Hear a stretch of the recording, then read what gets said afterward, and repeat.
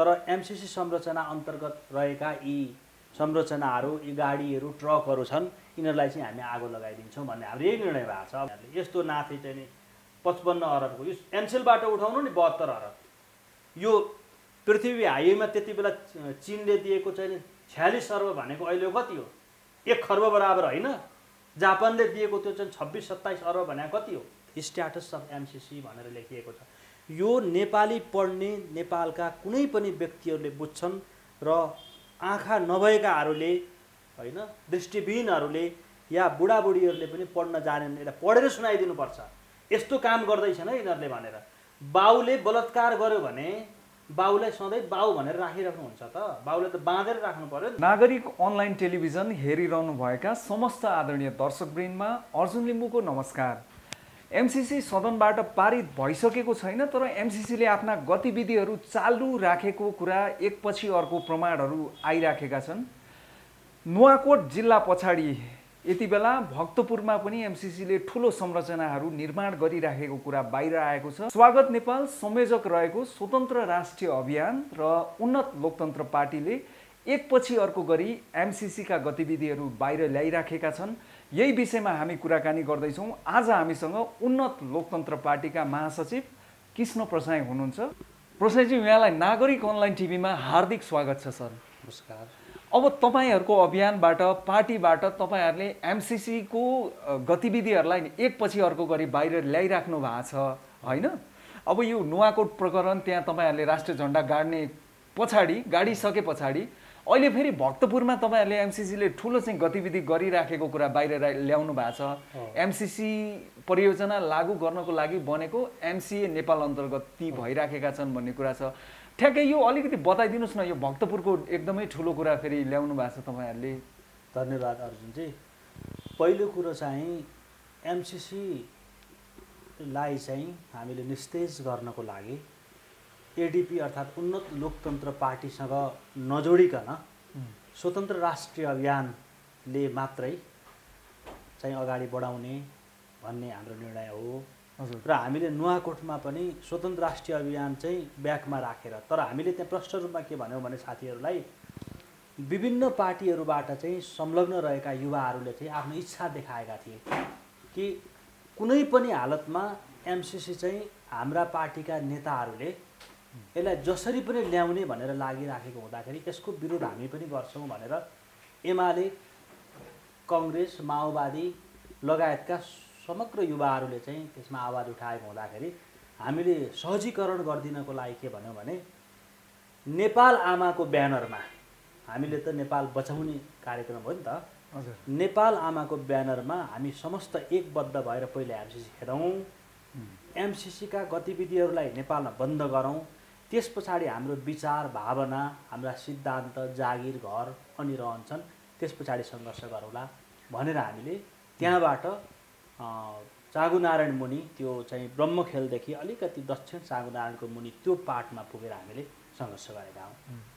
त्यहाँनिर एमसीसीले ठ्याक्कै के गरिरहेछ तपाईँहरू जानुभयो होइन, हेर्नुभयो, त्यहाँ चाहिँ तपाईँहरूले प्रतिकारका कुराहरू पनि ल्याइराख्नु भएको छ। के गरिरहेछ एमसीसीले भक्तपुरमै, चाँगुनारायण छेउमै? एमसीसीले चाहिँ एमसीसी अन्तर्गत एमसिए यिनीहरूले एउटा अकाउन्ट खाता खोले, त्यो एमसीसी पास नभइकन त्यो खातामा चाहिँ रकम जम्मा गरे।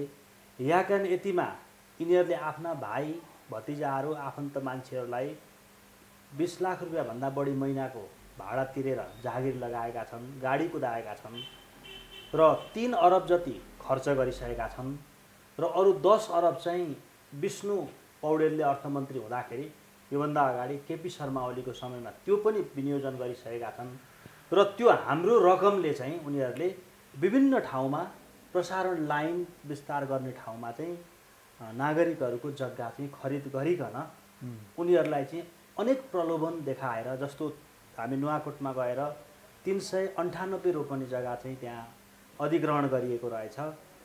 केही व्यक्तिहरूले स्वतस्फूर्त रूपमा दिए र 20मा परेकाहरूलाई चाहिँ जबरजस्ती गरिएको रहेछ। र अहिले चाहिँ उनीहरूले के भन्छन् भने हामीलाई विभिन्न प्रलोभनमा पारेर जागिर दिने, विकास गर्ने आदि इत्यादि धेरै कारण चाहिँ देखाएर हामीलाई जग्गा चाहिँ पारित गर्न लगाए र कुरो पछाडि बुझ्दाखेरि यो राष्ट्रघाती सम्झौता नै हुन लागेको रहेछ। अमेरिकी सेनाहरू आएर यहाँ बस्ने नै रहेछन्, त्यस कारणले गर्दा यो हुन दिँदैनौँ भनेर उनीहरूले प्रतिबद्धता जाहेर गरेर हामीसँग आए। यही कुरा चाहिँ चाँगु नारायण मुनि पनि भएको रहेछ। त्यहाँ 501 सदस्यीय हामीले कार्य समिति बनाएका छौँ र यहाँ पनि हाम्रो 501 जना पुगिसकेको छ, घोषणा गर्न बाँकी छ। र यहाँ चाहिँ निर्माण अलिकति अगाडि बढिसकेको रहेछ। बत्ती मुनिको अँधेरो भने जस्तो यही भक्तपुरमा चाहिँ हामी पुगेका रहेनछौँ। त्यहाँ चाहिँ निर्माण को क्रम चाहिँ फाउन्डेसन तयार भइसकेको, अलिक सुरु भइसकेको, जग हालेर पिलरहरू उठाइसकेको 5वटा भवन चाहिँ त्यहाँ हामीले देख्यौँ। अब यसलाई चाहिँ हामीले कसरी रोक्ने भन्ने एउटा रणनीति बनाइरहेका छौँ। भनेपछि यो भक्तपुरको जुन चाँगु नारायण छेउको यहाँले भन्नुभयो नि, यसमा 5वटा भवन जुन बनाउँदैछन् भन्ने कुरो आयो नि, यो ठ्याक्कै एमसिसी परियोजनाको ट्रान्समिसन लाइनलाई नै सपोर्ट गर्ने हिसाबले यो बनाइँदै गरेको देखियो कि यसको उद्देश्य अर्कै देखियो? के देखियो तपाईँले प्रारम्भिक हिसाबले? हामीले नुवाकोटमा हाम्रो कार्यलक्ष्य, हाम्रो प्रस्तुति त्यहाँ सशरीर उपस्थित भइसकेपछि एमसिए अन्तर्गतको एमसिए अफिसले नै विज्ञप्ति जारी गरेर के भन्यो भने यो अनेक क्रियाकलापमा यसरी गरेको कारणले यी आन्दोलनहरू विद्रोह उठ्न थालेको हुँदाखेरि आम नागरिकहरूलाई चाहिँ यसमा भ्रममा नपर्नु होला, हामीले यो चाहिँ एमसिसीको लागि एमसिएको अन्तर्गतको लागि गरेको होइन भन्ने जानकारी गराउँछौँ भनेर विज्ञप्ति आएको थियो। र यतापट्टिको चाहिँ तपाईँको हो होइन भन्ने कुरा त हामीले प्रष्ट रूपमा बुझेका छौँ। होइन भने उनीहरूले होइन भन्ने कुरा विज्ञप्ति निकाल्नु पर्यो, हामीलाई प्रमाणित गर्नु पर्यो, त्यो उनीहरूको काम हो। त्यस कारणले गर्दाखेरि यति बेला प्रसारण लाइनको सब स्टेसन बनाएर जाने भन्ने कुरा तपाईँको काहीँ नभएको जात्रा होइन, एउटा ठिमीको के भन्छ हाँडी गाउँको जात्रा भने जस्तै यति बेला प्राथमिकताको आधारमा चाहिँ के छ त मुलुकमा? एमसिसीका पिलर बनाउने समय हो कि यति बेला कोभिडले आक्रान्त भएको समाज छ, मान्छेहरूले खान पाएका छैन, यस्तो स्थिति छ, जागिर गुमाएका छन्। त तपाईँको काहीँ नभएको जात्रा हाँडी गाउँको भने जस्तो यसरी गर्ने अकर्मण्यता। यो भक्तपुरमा नि जस्तो यहाँले भन्नुभयो नुवाकोटमा चाहिँ 398 रोपनी अधिग्रहण गरिएको एमसिसी परियोजनाको लागि एमसिए नेपाल अन्तर्गत। अब यो भक्तपुरमा चाहिँ कति रोपनी त्यो भएको रहेछ कि यहाँहरूसित तथ्याङ्क आँकडा? 181 रोपनी उनीहरूले त्यहाँ चाहिँ अहिले चाहिँ बारबेर गरेर कार्यक्रम सुरु गरेका छन्। एलडिटी भन्ने एउटा कम्पनी रहेछ इन्डियाको, त्यो कम्पनीले चाहिँ ठेका लिएको रहेछ। अब हेर्नुहोस् है त कस्तो यिनीहरूको यो कस्तो शङ्कास्पद कुरा पनि यसलाई सहयोग गर्यो नि त। अब 5.1मा चाहिँ यो परियोजनामा चाहिँ प्रष्ट रूपमा यहाँ भनेको छ होइन, नेपालले एमसिसीको परियोजनालाई भारतलाई चित्त बुझ्दो गरी तयार गर्नुपर्नेछ भनेर भनेको छ। फेरि इन्डियन ठेकदारहरू त्यहाँ ल्याइनु, नेपाली कामदार केही मात्रै र काम नपाउनु र यति बेला त्यत्रो ठुलो संरचना चाहिँ बनाउनु सरकारले भनेको यी सबै कुराहरू चाहिँ यो कोहेसिभनेस एन्ड कोहेरेन्स भन्छ नि, यो संयोग मात्रै होइन, यो एकदमै यिनीहरूले सुनियोजित तरिकाले गरेको हामीले बुझेका छौँ। भनेपछि त्यहाँ काम गरिरहेको कम्पनी ठेकदार कम्पनी पनि भारतीय कम्पनी हो, नेपाली होइन?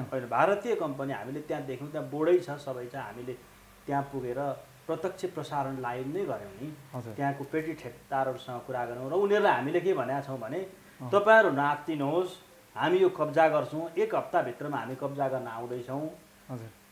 नेपाली कामदारहरूलाई पनि भन्यौँ तपाईँहरूले लिनुपर्ने तलब सलब के छ लिएर जानुहोस्, अहिले हामी कब्जा गर्दैछौँ, तर हाम्रो कब्जा गर्ने क्रममा चाहिँ तपाईँहरूसँग हातपात गर्ने ओर्ने अभद्र व्यवहार गर्दैनौँ, तर एमसिसी संरचना अन्तर्गत रहेका यी संरचनाहरू, यी गाडीहरू, ट्रकहरू छन्, यिनीहरूलाई चाहिँ हामी आगो लगाइदिन्छौँ भन्ने हाम्रो यही निर्णय भएको छ। अब यसको एउटा यो एक प्रकारले यो होइन एउटा रिग्रेसिभ फोर्सको रूपमा पनि आउन सक्ला या के होला, अरूले जसो भन्दा हामीलाई त्यो छैन। तर एमसिसीको विषयमा चाहिँ हामी जस्तो सुकै कार्य पनि जसरी पनि हामी प्रतिवाद गर्न जान्छौँ भनेर हामी एक प्रकारले निस्किसकेका छौँ, कात्रो बाँधेरै निस्किसकेका छौँ। जस्तो नि अब यो तपाईँले भक्तपुर प्रकरण, भक्तपुरमा एमसिसी परियोजनाको लागि भइराखेको कामको जुन कुरा ल्याउनुभयो, यो त पूर्ववर्ती सरकार देउवाभन्दा अगाडि चाहिँ हाम्रा केपी शर्मा ओलीज्यू हुनुहुन्थ्यो, उहाँकै पालामा यो सबै भइसकेको रहेछ होइन? होइन, उहाँले चाहिँ सुरु गर्नुभएको रहेछ कार्यक्रम त तपाईँको 2013मै सुरु भएको हो। हजुर, तर यो सम्झौता त अब 14 सेप्टेम्बर 2017मा हो नि त, सम्झौता नै लागू भएको त। 17मा त यिनीहरूले यसलाई इन्ट्रोड्युस गरेको चाहिँ कुन समयमा रहेछ भन्ने कुरा त्यहाँबाट आउनु पर्यो यसको ब्याकग्राउन्ड होइन। हजुर, 17मा कति आयो, 19मा एउटा परिपत्र आयो, अहिले 20मा कसरी आयो, यसका स्टेप बाई स्टेप छन्। तर तपाईँले भने जस्तो त्यहाँ एकजना बुद्धिलाल भडेल भन्ने चाहिँ त्यहाँ वडा अध्यक्ष हुनुहुँदो रहेछ होइन। केही साथीहरूले उहाँसँग भेट्नुभयो, एउटा उहाँले कन्फेस पनि गर्नुभयो यो चाहिँ एमसिए अन्तर्गत नै हामीले निर्माण गर्न खोजेको, यसले चाहिँ विकास हुन्छ भनेर उहाँहरू भन्दै हुनुहुन्छ होइन। उहाँले त्यति बुझ्नुभयो, हामीले चाहिँ यसलाई विकास भन्दा पनि यो चाहिँ एक प्रकारको अहिले चाहिँ सफ्ट इन्टरफेरेन्स भन्छ होइन, हल्का तरिकाले, र पछाडि चाहिँ यसलाई इन्टरफेयर गर्ने नै हो। यसको हामीले पटक पटक भनिसकेका छौँ, यो इन्डो पेसिफिक स्ट्राटेजी रणनीति अन्तर्गत आएको हो। यसले चाहिँ नि क्वाड भन्ने जुन यो इन्डिया, जापान, अमेरिका, बेलायत यिनीहरूको एउटा समूह छ, यो समूहले प्रश्न पारिसकेको छ। उपराष्ट्रपतिले पपुवा न्युगिनीमा गएर, ग्वाटेमालामा गएर यसको बारेमा स्पिच नै गर्नुभएको छ, प्रश्नै भन्नुभएको छ। यसको हाम्रो स्ट्राटेजी हो, बिआरआईलाई रोक्ने भनेको छ। अहिले चाइनाको ग्रोइङ पावरको विरुद्धमा चाहिँ अमेरिकाले गर्ने गतिविधि हो भनेर हामीले प्रश्न भनिरहेकै छौँ। र यो एमसिसी चाहिँ नेपालको लागि हितमा छैन, यसले घेर्ने रणनीति हो भन्ने प्रश्न भनेकै छौँ। हुनसक्ला चीन जस्तो एउटा शक्तिशाली, एकदमै माथि उदाइरहेको एउटा अर्थतन्त्र र सामरिक शक्तिमा भइरहेको राज्यलाई चाहिँ अमेरिकाले रोक्न नसक्ला। तर हामीलाई चाहिँ किन समस्या पर्छ भने यिनीहरू के भनिरहेका छन् भने नेपालको विद्युत चाहिँ भारतलाई बेच्ने भनेर यिनीहरूले भनेका छन् होइन। यो एमसिसीको खास अर्थ चाहिँ त्योभन्दा अन्तर्य कुरा चाहिँ बत्ती बेच्ने भनेर उनीहरू भनिरहेका छन्। नेपालमा चाहिँ अहिलेसम्म फेरि उनीहरू नै भनिरहेका छन् के भने सत्ता पक्षका सरकारका ठुला ठालुहरूले चाहिँ नेपालमा 1000 देखि 1200 मेगावाट बत्ती छ, अब 1400 मेगावाट बत्ती आउन आँट्यो, ग्रिडमा जोडिँदैछ, 1200 देखि 1400 मेगावाट चाहिँ बत्ती आउँछ भनेर उनी भनिरहेका छन्। हाम्रो जस्तो देशमा अब यी 45-46 सालदेखिका पछाडिका ती कल कारखानाहरूलाई पुनर्स्थापना गर्ने हो भने यति बत्तीले पुग्छ त? तपाईँ आफै सोच्नु न। होङ्सी सिमेन्टले 100 मेगावाट बत्ती मागिराखेको छ, यिनीहरूले अहिले 10 मेगावाट बत्ती मात्रै दिएका छन्।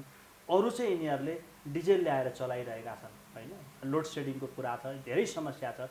केही फ्याक्ट्रीहरू खोल्ने हो भने हामीलाई 50,000 मेगावाट बत्ती चाहिन्छ। एउटा BMW, टोयोटा कम्पनीहरू हामीले सुनेका छौँ नि होइन, यो फेरारी गाडीहरूको कम्पनीहरू छन्, धेरै कम्पनी, अन्तर्राष्ट्रिय कम्पनी, यिनीहरूले 500, 600, 400 मेगावाट बत्ती एउटै कम्पनीले प्रयोग गर्छ भनेपछि 1500 मेगावाट बत्ती आयो भने, दुईवटा फ्याक्ट्री आयो भने पनि त पुगेन नि। नेपालभन्दा साना देशहरू छन् नि, त्यहाँ 40,000, 50,000 मेगावाट बत्ती छ। नेपालमा पर हेड एउटा व्यक्ति बराबर 26 युनिट मात्रै बत्ती पर्दो रहेछ, जबकि युरोपियन कन्ट्रीहरूमा 1500 देखि माथि युनिट पर्दछ होइन। इन्डियामै पनि हेर्नुभयो भने 136 युनिट पर्छ। त्यो डेटामा छ नि त सबै कुरा। त्यस कारणले यो बत्ती चाहिँ यिनीहरूले भारतलाई बेच्ने भनेका छन्। त्यो बत्ती बेच्ने पनि होइन वास्तवमा, यिनीहरूले त्यसै हामीले उत्पादन गर्ने, यसको कुनै स्ट्यान्डर्ड मूल्य तोकेको छैन होइन। त्यो कारणले गर्दाखेरि बत्ती उत्पादन भयो भने पनि कसरी बेच्ने यी कुनै कुराहरू छैन। यहाँबाट सिधै प्रसारण लाइन लिएर जाने, त्यहाँ रातमाटे बेलकोटबाट त्यहाँ सिधै दमौली लाने, दमौलीबाट अलिक पश्चिम तपाईँको बुटोल लाने, बुटोलबाट गोरखपुर लाने, फेरि 400 केबीको प्रसारण लाइन यिनीहरूले बनाइरहेका छन् होइन। त्यस कारणले गर्दा हामीलाई यसमा शङ्का छ। र यो हाम्रो यो अहिले अहिले हामीले देखायौँ, यो हामीले 16 गते पनि हामीले कार्यक्रम गरेको थियौँ। यो चाहिँ जस्ताको त्यस्तै हामीले सारेर यसको धारा चाहिँ हामीले बुझायौँ। 50,000 पर्चा चाहिँ हामीले बाँड्यौँ र आम नागरिकहरूलाई हामी स्पष्ट रूपमा के भन्छौँ भने कुनै पनि करार चाहिँ दुवै पक्षको विन विन कन्डिसनमा दुवै पक्षलाई फाइदा हुने गरी हुनुपर्छ। यो सम्झौता चाहिँ करार चाहिँ हामीलाई जबरजस्ती गराइएको जस्तो भयो। ठिक छ, एउटा कुरो चाहिँ जोनाथन न्यास र यहाँका ज्ञानेन्द्र कार्की जोनाथन न्यास र होइन उहाँ र ज्ञानेन्द्र बहादुर कार्की मन्त्री थिए, उनीहरूको पोर्टफोलियो मिलेन होला, यो टेक्निकल समस्या हुन सक्ला, तर त्यहाँ भएका बुदाहरू भए ती चाहिँ समान बुदा हुनु पर्थ्यो नि त भन्ने हाम्रो कुरा छ। हजुर प्रसाईजी एउटा कुरा म यहाँ जोडौँ, तपाईँहरू एमसिसीको भण्डाफोर गर्ने भनौँ यसका गतिविधिको विरुद्धमा तपाईँले भने जस्तो कात्रो बाँधेरै तपाईँहरू निस्किराख्नु भएको अवस्था हो। नियमित रूपमा कार्यक्रमहरू गरिराख्नु भएको छ, फिल्डमा गएर त्यहाँ चाहिँ प्रचारदेखि लिएर प्रतिकारका कुराहरूसम्म छन्। अब यहाँहरूले नि जस्तो एमसिसी पास गर्नुपर्छ भन्नेमा केपी ओलीदेखि लिएर गोकुल बाँसकोटासम्म, आङकाजी शेर्पादेखि लिएर रविन्द्र मिश्रसम्मको नामावली चाहिँ सार्वजनिक गरेर गर्नुभएको छ। के उहाँहरूलाई पनि कारवाही गर्ने पछि हो तपाईँहरू कि के हो? हामीले के भनेका छौँ भने एमसिसीका पक्षधरहरू कोही पनि, हामीले फेरि म एकदम विनम्रताका साथ म दोहोऱ्याउँछु, एमसिसीका पक्षधरहरू कुनै पनि सभासद सांसदहरू कुनै पनि व्यक्तिहरूको विरुद्धमा हामी सशरीर उपस्थित हुन्छ। यसमा कुनै दुई मत छैन। हामीले प्रष्ट रूपमा के भनेका छौँ भने नुवाकोटवासीहरूलाई तपाईँहरू प्रतिकार समितिमा सामेल हुने कि नहुने भनेर प्रश्न गऱ्यौँ। ब्यानरमा नगर्ने मतलब पार्टीको ब्यानरमा नगर्ने, खुल्ला गर्ने, ठिक छ खुल्ला गर्ने, यसमा हामी सहमति जनाउँछौँ। तर यदि तपाईँहरूले यो एमसिसी ठिक छ भनेर हामीलाई लखेट्ने प्रयत्न गर्नुभयो भने पनि यो चाहिँ हामी सफल हुन दिने छैन। किनभने तपाईँहरूले सरकारलाई जग्गा बेच्नुहोस् तर मुलुकको विखण्डनको विषयमा चाहिँ हुन सक्दैन भनेर हामीले भन्यौँ। नेपाल अधिराज्यभरिको कुनै पनि क्षेत्रमा हामीले हाम्रो मुलुक न भारतलाई प्रयोग गर्न दिन्छौँ न चीनलाई प्रयोग गर्न दिन्छौँ। नेपाल अविभाज्य स्वतन्त्र सार्वभौम मुलुक हो भन्ने कुरो थाहा छ, यसलाई व्यवहारमा हामी उतार्न चाहन्छौँ। यो प्रष्ट कुरा हो र हाम्रा कुनै पनि सिमानामा एमसिसी जस्ता यी विवादास्पद गतिविधिहरू बुदाहरू राखेर गर्ने गतिविधिहरूलाई हामी कुनै पनि हालतमा मान्दैनौँ। किनभने हामीले 76 पृष्ठको एमसिसी पटक पटक पढेका छौँ भने होइन भने हामीलाई 6.8 को 7(1) को अनुसूची 5 को बुझाइदिनु पर्यो नि त। के हो मनगणन्ती अन्य कुरा गरेर हुँदैन। अक्षर कानुनको हरेक कुरा हुन्छ। सम्मति र सहमतिका कुराहरू हुन्छन्। सम्मति भनेको के हो, सहमति भनेको के हो? भारतसँग हामीले बत्ती बेच्ने कुराहरू सहमति छैन, सम्मति अनुसार भनेको छ। उसले जे भन्यो त्यो आधारमा जाने भनेर भनिएको छ। हामीले हाम्रा परियोजनाहरू निर्माण गर्दाखेरि भारतको किन स्वीकृति लिने? भूगोलमा सानो होला, जनसङ्ख्यामा सानो होला, त विचारमा भारतभन्दा हामी ठुलो हुन सक्दैनौँ? सक्छौँ नि त। त्यस कारणले गर्दाखेरि साना मुलुकहरूको पनि हामीले प्रष्ट रूपमा उठाएका छौँ। साना मुलुकहरू, हामी जस्ता मुलुकहरूले पनि युएनमा गएर भोट दिने त एकै भोट हो नि त, भारतको पनि एक भोट हो। भनेपछि हामीले कुनै मान्छे साइजमा सानो छ भने बाउ सानो छ भन्दैमा भाइ भन्न त मिल्दैन नि त। त्यस कारणले गर्दाखेरि हाम्रा अहिलेसम्मका सम्पूर्ण गतिविधिहरू ट्रिटियरलाई नै हामी रिभ्यू गर्नुपर्छ भनिरहेका छौँ। 1921 को तपाईँको बार्सिलोना कन्भेन्सनमा तपाईँ हेर्नुहोस् त, यो ल्यान्डलक कन्ट्रीहरूको विषयमा दिएका कुराहरू छन्। यत्र आइसिपिआर, आइसिए, सिडाका, यत्र भिएना कन्भेन्सनहरूदेखि लिएर तपाईँको यत्र कन्भेन्सनहरू हामीले हेरेका छौँ। ती सबै कन्भेन्सनहरूमा हाम्रो प्रेजेन्टेसन चाहिँ बराबरी हुनुपर्छ भन्ने कुरा हो। भारतसँग जहिले पनि असमान सन्धि गर्ने, झुक्क्याउने, जनतालाई चाहिँ यसो भन्ने उसो भन्ने। हिजो पो हाम्रो बाउको समयमा, हजुरबाउको समयमा तपाईँको कोशी र गण्डकी सम्झौता गर्दाखेरि यसरी यो एमसिसीको जस्तो यो सम्झौता देखाइएको थिएन, पढेका थिएनन् हाम्रा बाबुहरूले। अहिले त हामीले पढेका छौँ नि। 50,000 भन्दा यो पर्चाहरू हामीले। हजुर प्रसाईजी, अब यो यही कुरामा जोडौँ न। जस्तो एमसिसीलाई संसदमा टेबल गर्नुपर्छ, त्यहाँ संसदबाट पारित हुनुपर्छ सामान्य बहुमतबाट भन्ने कुरा छ होइन? अब अहिले सदन पनि छैन, तर पनि एमसिसीको त्रास एकातिर छ। यहाँहरूले भनिराख्नु भएको छ एमसिसीले आफ्नो गतिविधि जारी राखेको छ भनेर। यसलाई पास गर्ने पक्षमा देउबाजी हुनुहुन्छ, यो सरकार छ भने कुन हिसाबले त्यो पास हुन्छ त संसद अहिले नभएको अवस्थामा? होइन, संसदमा यस्तो अवांछित गतिविधिहरू लानै हुँदैन। त्यो एउटा पवित्र ठाउँ हो, यिनीहरूले दूषित बनाएका छन् होइन। अहिलेका चाहिँ यी विभिन्न पार्टीका नाम गरेकाले संसदलाई नै दूषित बनाएको कारणले गर्दा संसद त एउटा सबै विचारहरूको, सबै मानिसहरूको विचार अभिव्यक्त गर्ने ठाउँ, पवित्र ठाउँ होइन र त्यो एकदमै। त्यस्तो पवित्र ठाउँमा गएर एउटा गोकुल बाँसकोटा जस्ता मान्छे बलात्कार गरेर चाहिँ सफाइदिन्छ, एउटा चाहिँ मराहरू उनीहरू नै भाले भएर हिँडिराखेका छन्। हत्याको, हिंसाको आरोप लागेका चाहिँ बालकृष्णलाई चाहिँ सर्वोच्चले निकालिदिन्छ। अर्को चाहिँ अग्नि सापकोटा हेर्नुहोस् त, कस्तो फटा चाहिँ सब मान्छे मारेर आएको थियो, अदालतले दिँदैन। अब प्रचण्ड आफै मैले 5000 मारेको छु भनेको छ, उसलाई त्यहाँ इन्ट्री दिइराखेको छ। यो संसद नै हामीले यसलाई कुनै दिन हामी यसलाई धोइ पखाली गरेर सफा गरेर गौत छर्केर यसलाई सफा गरेर चाहिँ हामी प्रवेश गर्छौँ, एक। र दोस्रो कुरो के भने यस्तो प्रकारको अवाञ्छित गतिविधिहरू, अकर्मण्यता, यस्ता कुराहरू संसदमा टेबल गर्नै लानु हुँदैन, दूषित कुराहरूलाई। यसलाई संसदको कुरो भन्ने बित्तिकै ढाड सुझ्याउनुपर्छ। के को संसदको कुरा हुन्छ?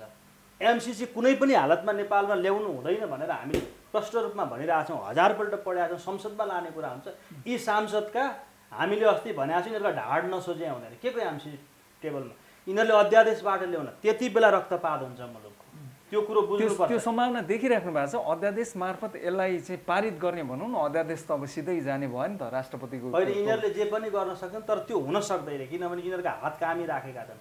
तर एउटा विडम्बना के छ भने आफ्नै देशमा आफ्नै भाइ चाहिँ विभीषण बनिसकेपछि त रावणले पराजित बनेका छ नि त रामायण पढ्दाखेरि। त्यस कारणले यी यस्ता गद्दारहरू भए कि तपाईँ कुनै पनि नेता मलाई एउटा एउटा गरेर नाम दिनुहोस् न, हामीले यिनीहरूलाई अब विश्वास गर्न सकेनौँ। किनभने हिजो नागरिकले स्थिरताको लागि, सुशासनको लागि, एउटा डेभलपमेन्ट प्रोग्रेसको लागि चाहिँ भोट दिएर यो एमालेलाई गठबन्धन भएर पनि पठाएका थिए नि त। हजुर, एमसिसी पास गर्न, यो अध्यादेश गर्न, यो पार्टी फुटाउन, ह्यानत्यान गर्न, यो अकर्मण्यताको लागि त होइन नि त। त्यस कारणले गर्दाखेरि यति बेलाको कन्सन्ट्रेसन के मात्रै हो भने हामीले भनेका छौँ, म एकपल्ट पढेर फेरि विनम्रताका साथ म यहाँहरूलाई जानकारी गराउँछु। आम नागरिकहरूले यो प्रष्ट रूपमा बुझ्नुपर्छ। एमसिसी भनेको मनी कलेक्टिङ क्याम्पेनदेखि बाहेक केही होइन, भनेको पैसा जम्मा गर्ने अभियान।